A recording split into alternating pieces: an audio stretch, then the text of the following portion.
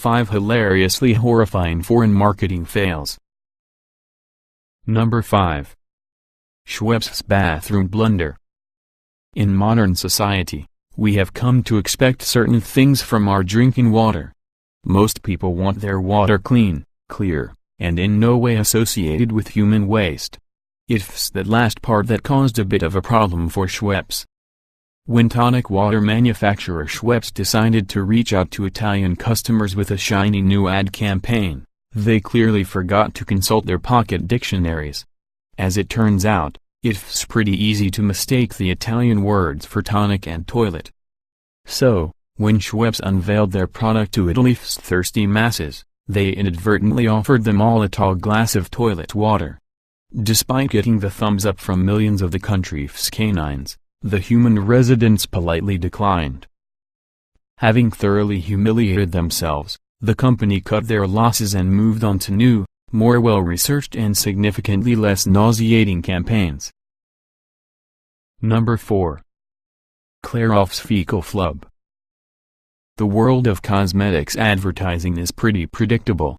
It's always unrealistically beautiful models smiling at the camera while obnoxious pop music blares in the background. We've all seen it far too many times. Maybe that's why Clairol decided to shake it up a bit with their German ad campaign. The mist stick was a simple curling iron developed by the cosmetics company a while back.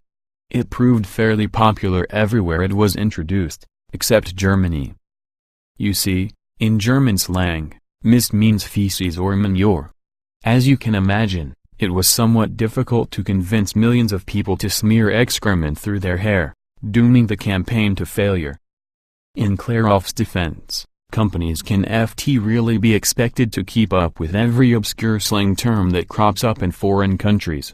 But really, mist stick is a pretty boring name anyway, so at least Germans were able to get a cheap laugh out of it. Number 3.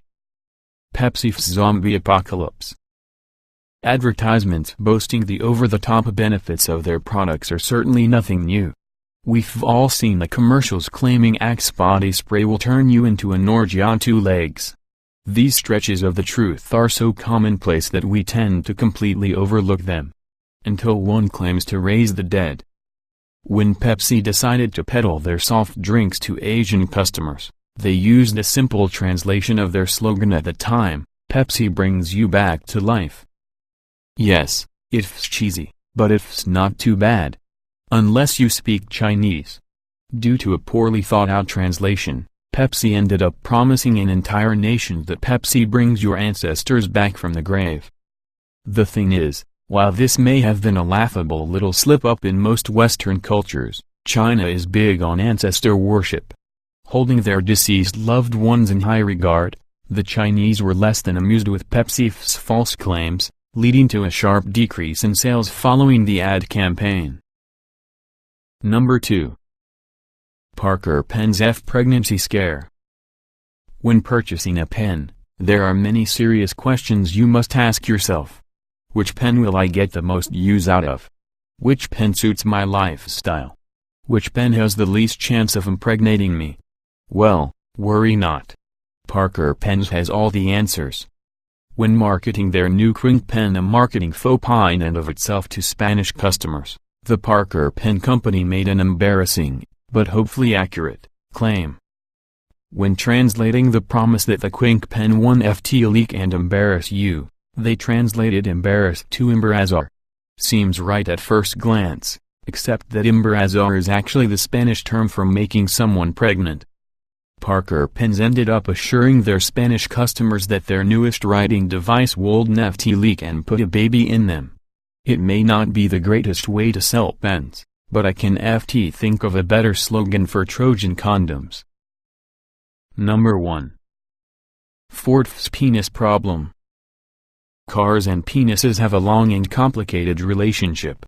Whether or not that's actually the case, it's generally accepted that large or flashy vehicles serve as surrogate genitals for the unfortunately underendowed. This is why it is in no way surprising that the Ford Pinto was an utter flop in Brazil.